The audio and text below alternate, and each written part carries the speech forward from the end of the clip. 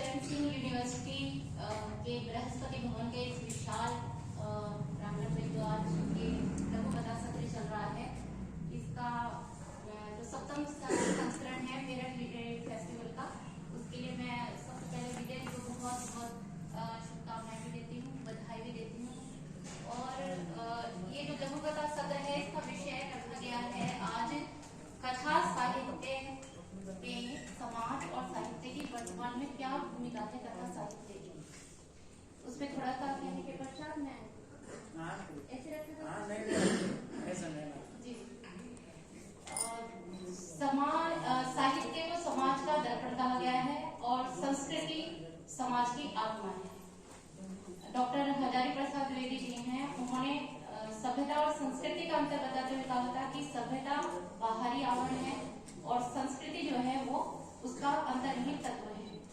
संस्कृति के अंतर्गत हम अगर मुख्य रूप से देखें तो उसमें रीति रिवाज और पर्व त्योहार लोक व्यवहार ये सब सम्मिलित किए जाते हैं। अगर मैं लघु कथा के संदर्भ में बात करूं तो लोक व्यवहार सबसे ज्यादा महत्वपूर्ण होता है, क्योंकि हमारा व्यवहार कैसा है वो हमारे चरित्र को समाज में निर्धारित करता है।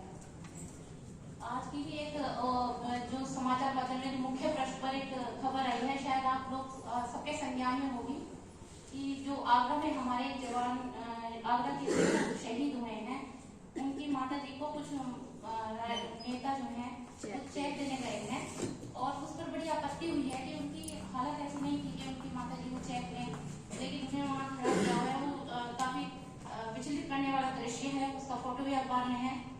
इसी को लेकर 2015 में मेरा लघु कथा संग्रह आया था, क्योंकि औरत कट्टर नहीं होती। उसमें एक मेरी लघु कथा थी, शहीद के परिवार का संदेश। मुझे वो खबर पढ़ के याद आया कि शहीद का परिवार क्या चाहता है आपसे, किसी से किसी प्रकार कुछ चेक नहीं चाहता है, आप केवल वो गरिमा बनाए रखते हैं उस परिवार के प्रति। उसी लघु कथा को मैं आज यहाँ पर उसका वाचन करूंगी, शहीद के परिवार का संदेश। बाबूजी बाबूजी, श्रीपाल बाबू के पड़ोस में रहने वाला युवक विक्रम उनके घर के द्वार पर खड़ा होकर उन्हें आवाज लगा रहा था। कल ही तो होकर चुकी है उनके शहीद हुए बेटे विजय की 13वीं। इकलौता पुत्र था श्रीपाल बाबू का विजय। पत्नी के 2 वर्ष पूर्व हुए निधन के बाद यह बहुत बड़ा हादसा था श्रीपाल बाबू के जीवन में। विजय अपने पीछे श्रीपाल बाबू के अलावा पत्नी शुचि व 1.5 साल के बेटे विभू को छोड़ गया था। विक्रम की आवाज पर श्रीपाल बाबू आंगन में आए तो विक्रम पास आकर बोला, बाबूजी, थानाध्यक्ष बाबू मेरी बैठक में बैठे हैं, आपसे मिलना चाहते हैं।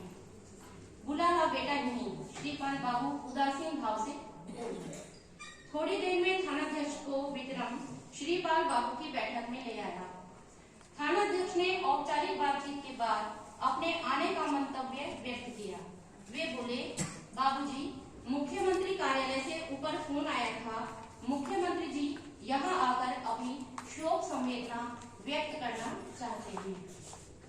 श्रीपाल बाबू के होठों पर व्यंग्यपूर्ण मुस्कान आई और दिल में कड़वाहट भर आई।